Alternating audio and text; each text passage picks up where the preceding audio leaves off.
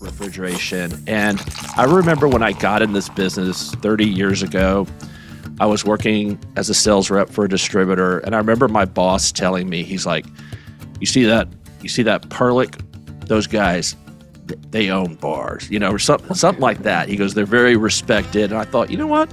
We always have beer brands on. Why don't we have a supplier on like Perlick? So, Corrinne, that's why I wanted to have you guys on, and thank you for doing it. And Jen, I have Jen here. It says Jen, me, Harry, and then Corrinne. So Jen, why don't you introduce her properly and we'll get started. I'd like to welcome to BeerNet Radio, Corrinne Walenda, Perlick's corporate training manager and brand ambassador. 100-year-old Perlick, 100-plus-year-old Perlick, is a leader in commercial bar and beverage equipment and developed a lot of the tech that you see at the bar today. Quick history lesson: after Prohibition, the Wisconsin-born company tripled in size and revolutionized draft beer, having invented the direct draw pony pump. And is that basically the draft pull system that we see today, or? Yeah, that's just what you use, at a party. But we also invented a long draw remote system. Did you know that? I did not. At the 1964 World's Fair in New York, it was called, let's see if I can remember. It was something like the man's impact on an expanding universe. It was a very space age kind of theme. And we debuted the first remote cooled beer system that would move beer 100 feet from the keg to the tower. Using glycol, right? Space age, yeah. Space age, right. Like a glycol long draw. It kind of, because I remember, I know that was in the 60s. I wasn't born yet, but I do remember as a kid in the industry that long draws were kind of a luxury, back in the 70s and 80s. And now pretty much everybody has them because there's not enough space under the bar to keep the kegs. But yeah, that's interesting. I did not know that. That's cool. Yeah. And if you really want to geek out, I think even if you went to our website, you can see some pictures of the Perlick guys back in the day wearing their pocket protectors and their short sleeve white shirts, beer techs, beer nerds. Nice. That sounds awesome. Well, so I'm curious, in your role as brand ambassador, what is it that you do every day? What would you say you do here? Like, who are you talking to? What are you talking about? It's a lot of things. So it's ultimately it's my goal to express the values, the mission, and the image of Perlick. I appear at a lot of trade shows. I speak at a lot of conferences and other kinds of like showcase events. But a big thing that I do is I conduct in-person and virtual trainings on everything from ergonomic and efficient bar design to understanding the basics about draft beer systems and planning for them, as well as what are the trends in the drinks space, as I like to call it, space theme again, and how that impacts equipment choices. Because a lot of new projects that are being developed, you want to be sure that it's going to be a flexible design that can accommodate, whatever the latest trends are with drinks. I also perform those very same functions on the residential side of our business. So talking home bars and outdoor kitchen designs, indoor kitchen designs, and putting refrigeration in all kinds of unusual spaces. Perlick's residential refrigeration is very much built on the same platform as our commercial stuff. So it's really, it's durable, it's all stainless, it's really great stuff. So a lot of home designers, interior designers like to use our equipment in those spaces. As a matter of fact, there's some celebrities. I don't know if I could say who, but they've got our little 15-inch refrigerated drawers in their bathroom. Oh, wow. For, the sheet masks and the make, obviously, right. Jen, you and I, that's like our jam too. Yeah. So, but it's pretty cool. So obviously a big part of what I do involves a pretty good knowledge of Perlick's equipment and how it's manufactured and what it can do and all that.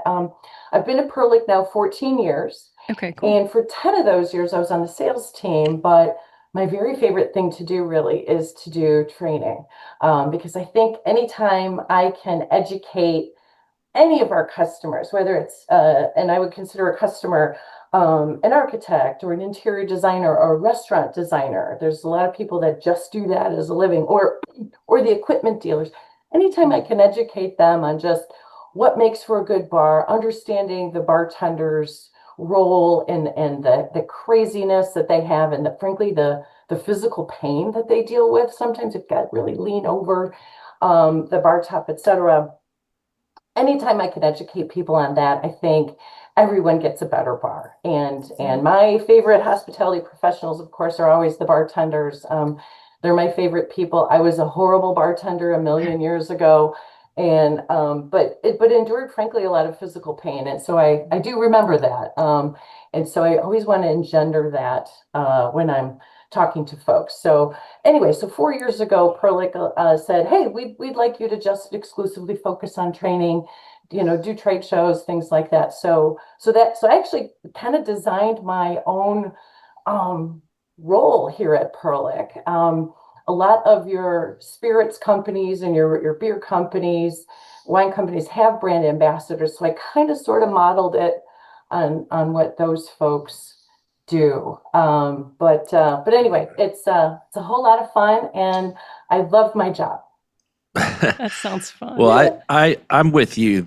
Bartenders and servers are the heroes of our industry. Let's just say it. Mhm. And we are the champions. I just realized Yes. I had my Freddie Mercury mug on. We And are it's the just champions. tea. You guys, it's just tea. So far as we know. Yeah. Yeah.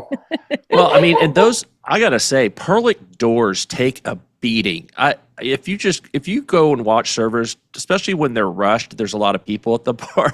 They Oh, yeah. slam those doors so hard, and it's Oh, yeah. amazing they don't just always come off their hinges. I mean, Oh, true story, true story. As a matter of fact, I will do this when I'm demonstrating a piece of equipment. I'll shut it with my foot. I'll kick it yeah, because we know that's what they do because right. they're too busy. Yeah. You Oh, know. yeah. I actually not too long ago, if you really want to, I don't know, maybe you don't, but if you really want to geek out with me, I was in our engineering lab a few weeks ago, and I took a video of this collaborative robot, one of the collaborative robots that we use in our labs. And what it was doing was opening and slamming a door. And it was doing it, I think we had it running at close to maybe 350,000 cycles. Because we were Wow. actually testing out a new hinge. Yeah. That's Wow. like how you test a plane, right? That's how you test the Yeah. plane's wings. You just And keep not bending only them. does it test it this way, it also tests it pushing down. Yeah. Because we know that especially your shorter bartenders will push on that door, open the door, push on the door, step on the threshold of the big bar unit to reach up and grab that bottle of Patron or something. So Right. they've got to take a beating. They have Yeah. to be able to take a beating. Yeah. That's crazy. That's fun. That's fun. Well, I'm curious. I mean, obviously, you guys deal with the entirety of the bar, but if you had to kind of parse it out between beer, wine, and spirits, like what is the majority of Perlick's business? Well, I will tell you that in the last probably 20 years, spirits have really, really gained significantly in terms of on-premise orders. Mm-hmm. And cocktails are certainly front and center with most types of restaurants and bars. Now, if a place is not specifically a tap room or a wine-centric restaurant, Right. I always suggest that people plan for the cocktail service first, just because they'll be able to accommodate a lot of things that way. So you want to be sure you've got adequate bartender cockpits, liquor storage, refrigeration for garnishes and mixers and things like that. Now, beer, though, still remains strong. But it has lost a bit of share of spirits. It really Sure. has. And frankly, I think a lot of it has to do with celebrities. We can do a deep dive and geek out on that stuff a little later. Yeah, But, we would love to. yeah. But think about it. You've seen a lot of celebrity-backed spirits, Uh-huh. and even wine, Snoop Dogg, Mhm. but not so much on beer. So I don't know. I'd like to see beer companies do some interesting things with that someday. That I'd like to see that. But the thing is, with beer, having a really snappy, cool, eye-catching draft beer tower is a great way to show people that you're really serious. You're really, really serious about serving a high quality draft beer. So I think, and at Perlick is, we've been around 108 years to be exact. Okay. We've built cool custom towers from, eight taps all the way up to 96. Okay, So, cool. we can do lots of fun, cool things. So that's the thing I think that would drive some more beer business too, is to do things in a really classy, spectacular, eye-catching way. Now, wine is lagging. And here's the thing. Yeah. I love wine. I really do. You guys, why hasn't wine by the glass, wine on tap, kegged wine, why hasn't that taken off? I don't get it. It really hasn't. I don't get it. I honestly, I just think that the brewers have such infrastructure to fill kegs and return kegs and clean them, and then and I just don't think wine companies have that infrastructure set up, and it's kind of expensive to get it going. Have you heard of Freeflow Wines? I'm not repping anybody. Yeah, here, I think so. They're good. So maybe you guys want to talk to them sometime. So and I can give you Barclay's contact information, but it's they're like basically a logistics company. They'll take the wine that gets delivered to them in what's called a tote, and they will keg it into stainless steel kegs and use their system to refill keg, get them back, refill them. The thing with kegs, just in general, that the younger drinkers I think would really appreciate is all those positives, the recyclability of it. I mean, and the fact that a kegged wine, once it's tapped, you guys, it'll stay fresh for about 90 days. Wow. Which is, beer, 30-ish, but wine will stay fresh for a long time because it's not a live product like beer is. Right. And anyway, so you might want to talk to one of these. There's Freeflow and there's Gotham. Freeflow out of California, Gotham out of New York, that do probably the bulk of the kegging. And I want to say there's 400 or 500 labels of wine that are available in kegs, and it's not it's not the cheap stuff that I drank in my 20s. But it's also not Opus. It's the stuff that's kind of in between. But as long as if anybody's thinking about tap wine now, as long as you have, you always use fresh lines, and you need all the components, all the connectors, etc., to all be 304 stainless steel, because wine is a little more akin to like your sour beers in that it's got it's higher in acidity. Yeah, so you got to have your 304 stainless for that. But I want wine to do well. It's such a great product.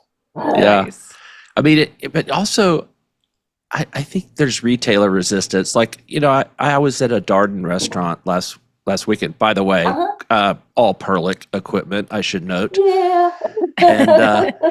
And anyway, I don't want to keep we don't want wine to get into the beer business. Okay, right. We're beer business. We're bleeding enough. Yeah. I mean, because keg beer really is our differentiating thing. Yeah. But so that leads me to, I guess, like restaurant chains like Darden would be a big account for you guys, right? Like, sure. Yeah. Who else? Like, are they all the chains? Really compares to stadiums.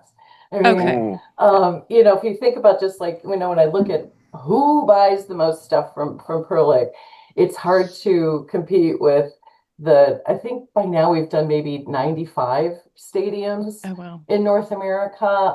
And there's a lot more coming down the pike. You guys know this, that there's a lot more stadiums being planned, not only for the usual suspects, but also Major League Soccer too is a growing thing. The biggest stadium we ever did is in Los Angeles. That is the SoFi Stadium for the Chargers. And let me drop some nerdy stuff on you. That beer system, 53 miles of beer lines. Wow. That's fun. Yeah. That's a Yeah. lot of lines to clean. 37 bars. Yeah. 37 bars and about 300 pieces of refrigeration, I think is what we put in that place. Yeah. Wow. Man, Biggest Perlick project to date, for sure, without a Very doubt. cool. wow. Nice. Yeah.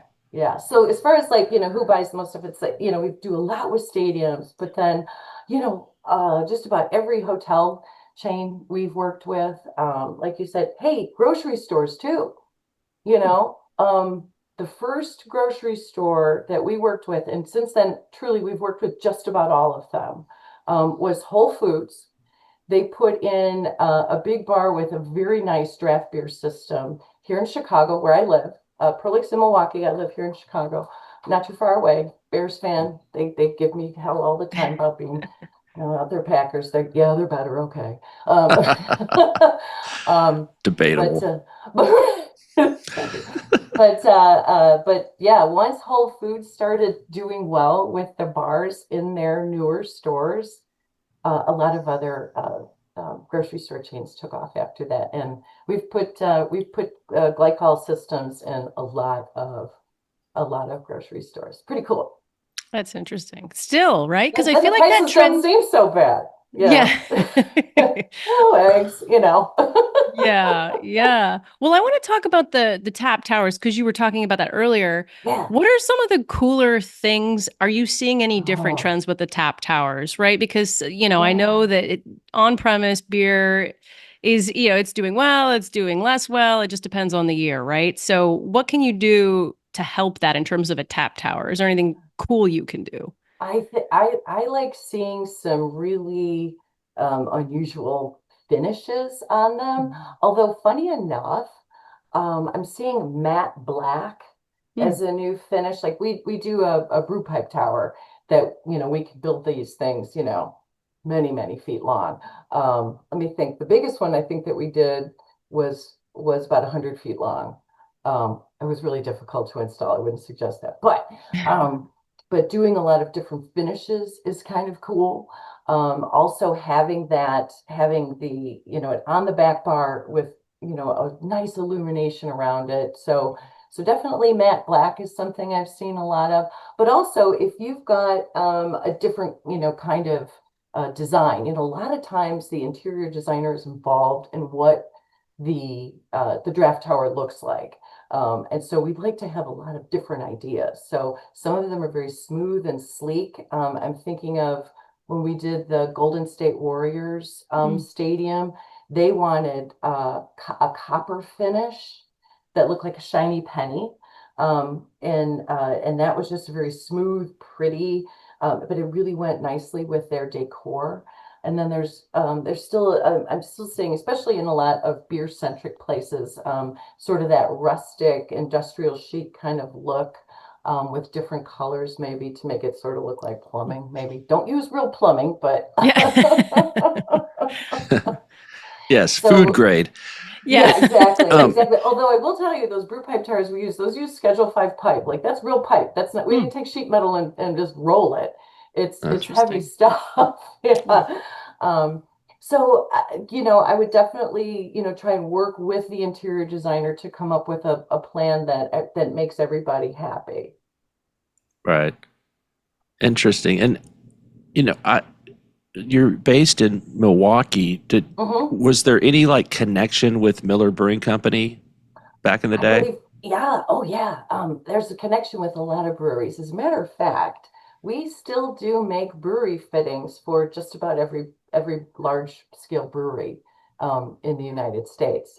It's not something that we, advertise a whole Advertise. lot for, but we make things like filters and light housings and that like components that get attached onto the brew kettles themselves. Pretty cool stuff.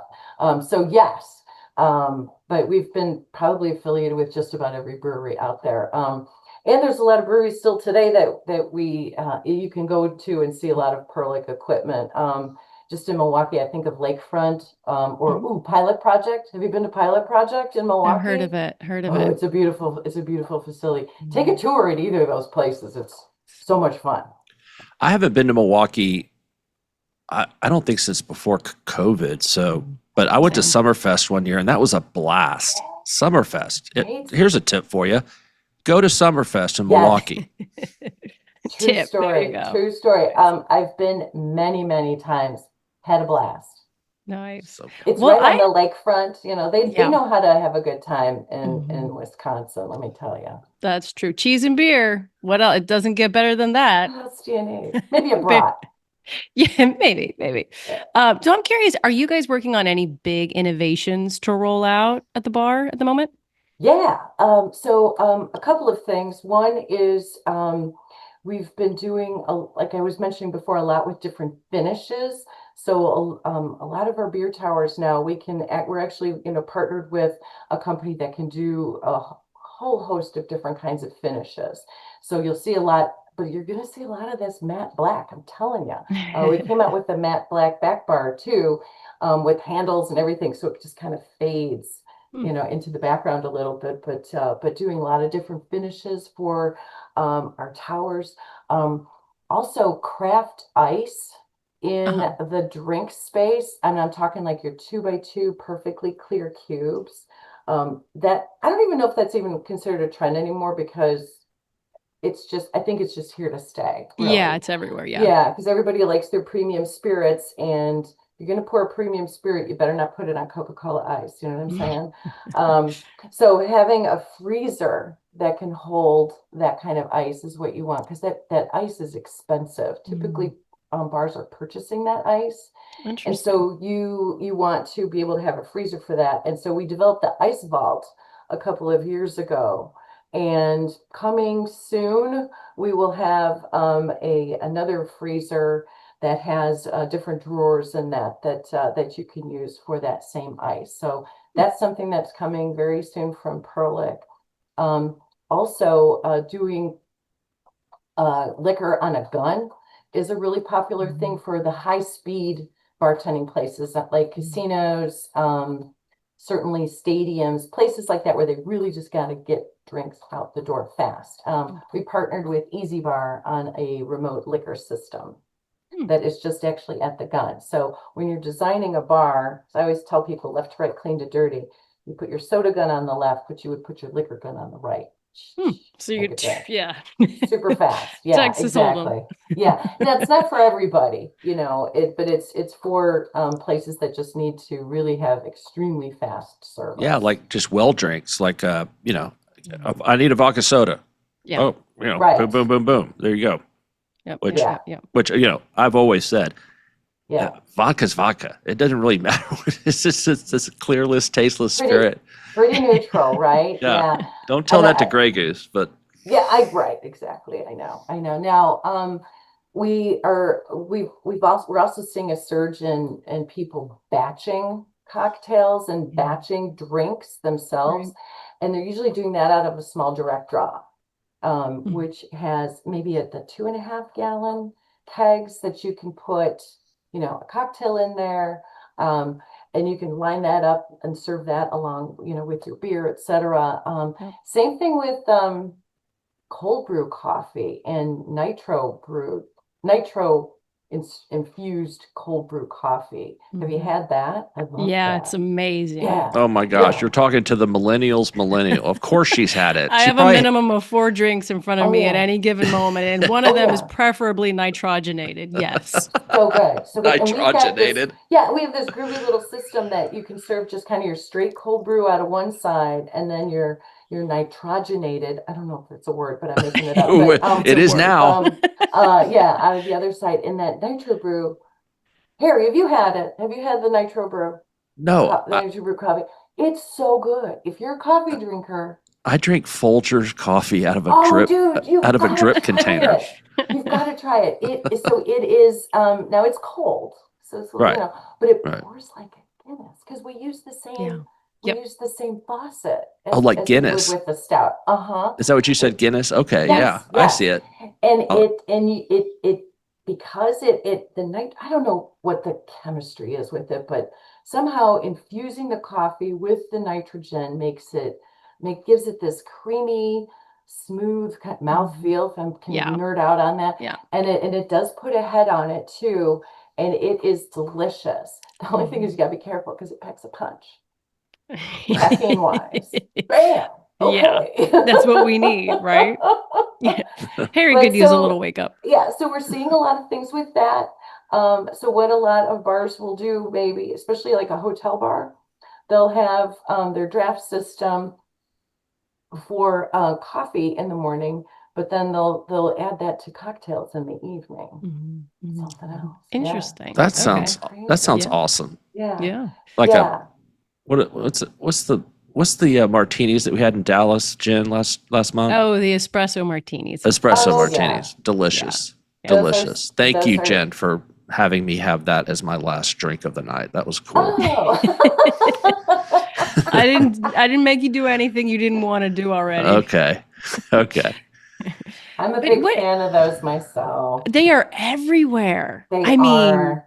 they're more popular, I would wager to say, than they ever were before. I mean, they're Yeah. everywhere. It's Yeah. like people think like if I order an espresso martini, I'm not really drinking. I don't know, but there's some sort of psychosis going on there, as we Well, say in maybe it's Texas. because they're nitrogenated.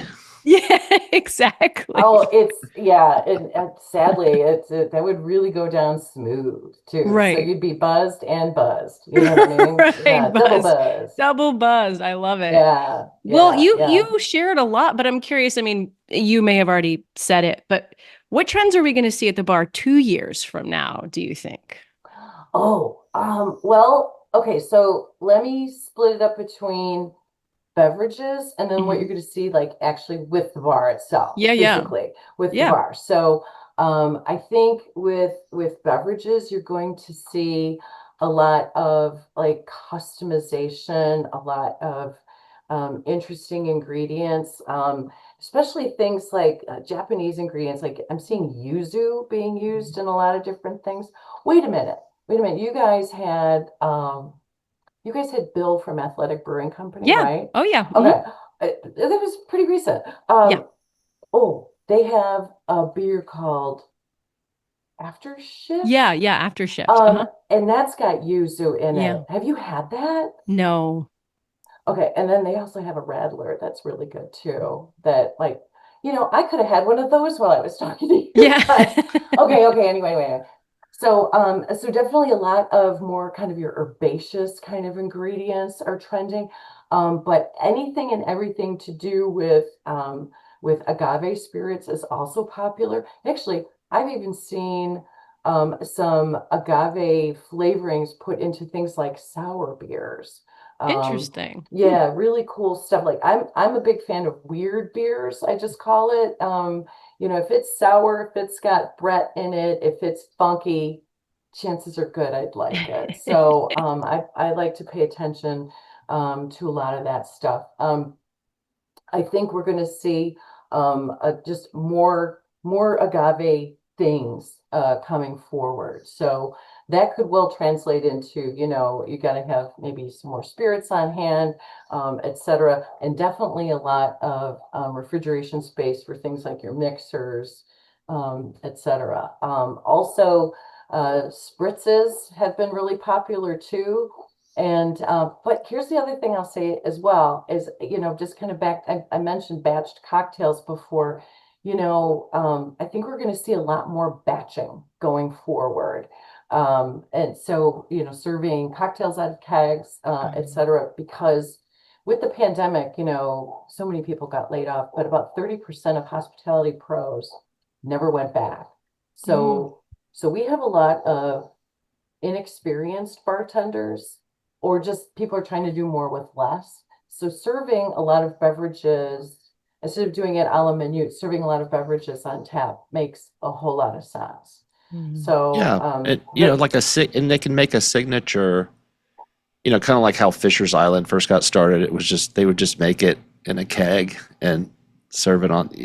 I think that's definitely, and we did yeah, lose a lot of servers. It's sad, but yeah, maybe we're bringing up a new generation of servers, and exactly. And speaking of which too, I will tell you, back in the day, remember Chi-Chi's?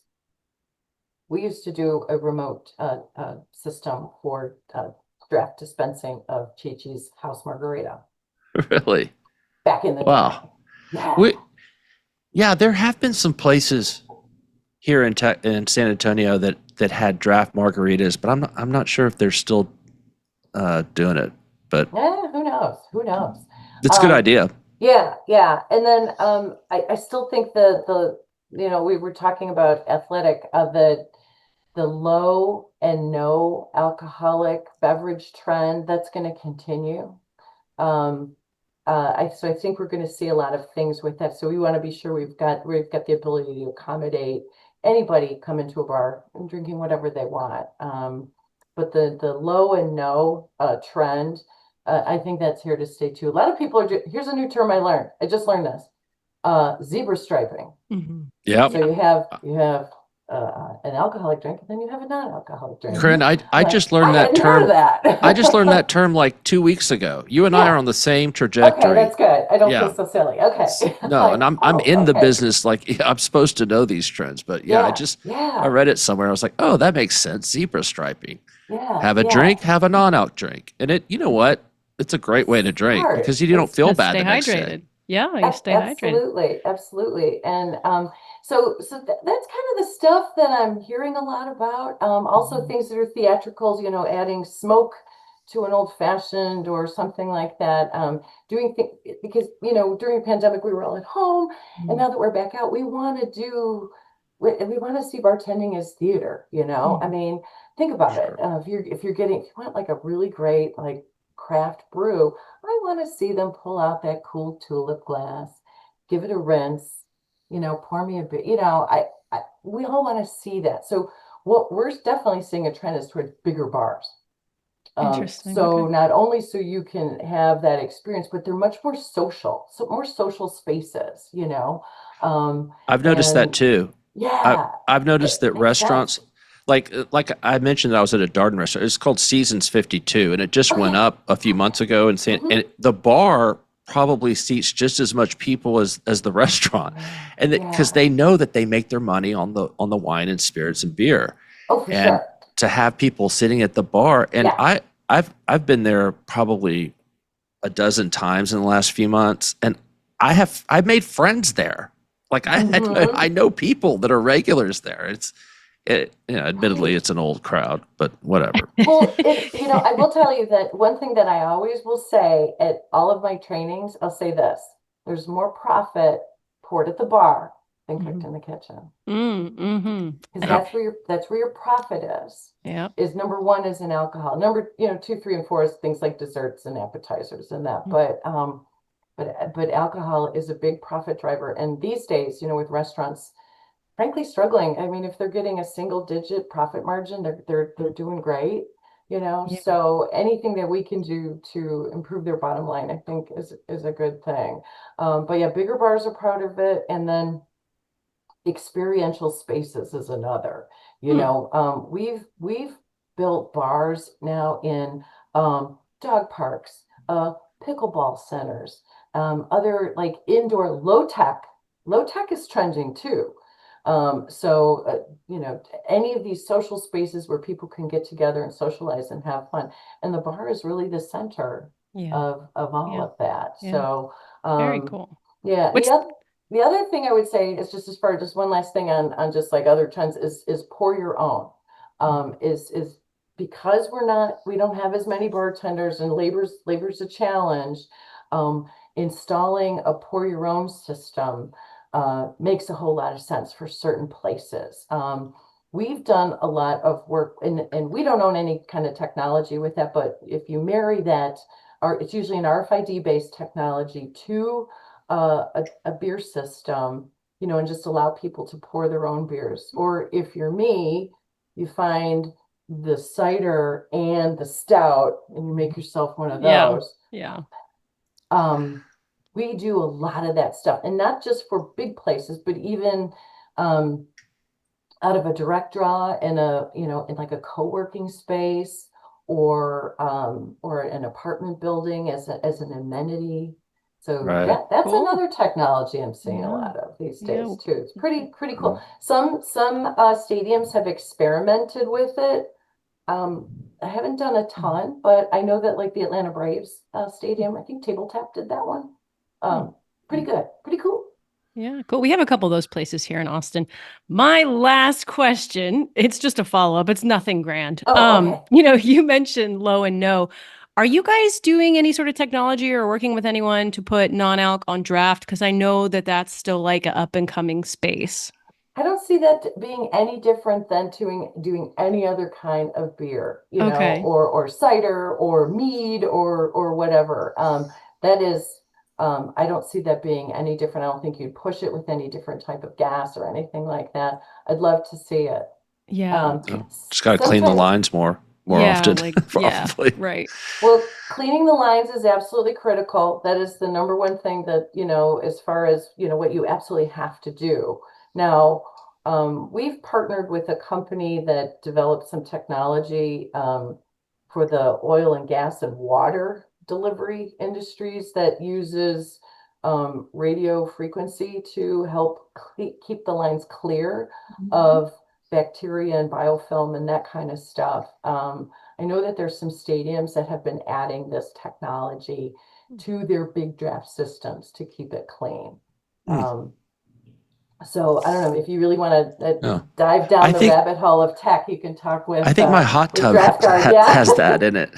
I think there's something that shoots a beam or something. I don't know if it works. I still have to put chlorine in it, but Yeah, it's well, whenever you're cleaning a draft beer system, you have to dump the lines and then you have to flush it with a rather caustic chemical Yeah. that'll clear all the minerals and all that good stuff out. And but this technology, and again, I apologize, I'm not like a techie person, but they can lengthen the time needed in between cleanings. Yeah. So that we've would be seen, nice. That is yeah, so labor intensive, and it's you waste a lot of beer to clean totally. lines, and also it can sometimes is dangerous.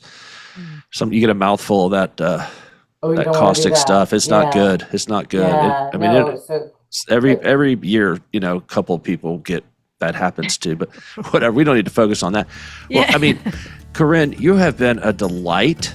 What it seems like you are perfect for this ambassador job you've created because you're full of knowledge and you're fun to talk to. So I appreciate it, you coming on BeerNet Radio. thank you, friends. I love it. Anytime. Love it. Thanks. Awesome. Well, we'll see you next time on BeerNet Radio. And don't forget, go to beernet.com and sign up for the Distributor Productivity Summit coming up next month in July. And it's a webinar. And guys, if you're not signed up for it, what are you doing? So, all right, guys, take care. All right. Bye. Cheers. Thank you. Be well.